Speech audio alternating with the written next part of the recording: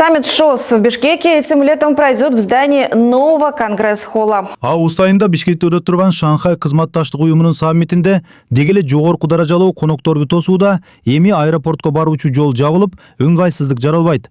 Анткени альтернативалуу жол салынып жатат. Трассаны 3,5 айдын ичинде бүтүрүү пландалууда. Жаңы жол түндүк айланма жол менен Жаш Гвардия бульварынын кесилишинен башталат. Трасса азыркы жолго катарлаш түшүп, жалпы узундугу 1,5 чакырымды түзөт. Мраморная айылына бурулуш болгон жерде жаңы жолго кирүү үчүн айланма кыймыл уюштурулат. Жол 2 тиркелүү болуп, шлагбаумдарга жакындаган жерде 8 тиркеге чейин кеңейтирет. Андан соң кайра 2 тиркеге кыскарып, жаңы салынып жаткан 650 орундуу көп кабаттуу унаа токтотуучу жайга чейин уланат. Бул трассанын курулушу шаардын транспорттук инфраструктурасын жакшыртууда чоң кадам болот. Себеби ал унаа агымын жеңилдетип, тыгындарды азайтып, аэропорт тарапка барууну кыйла ыңгайлуу жана ылдам кылат. Мындан тышкары айдоочулар үчүн коопсуздук жогорулап, жол жүрүү сапаты жакшырат.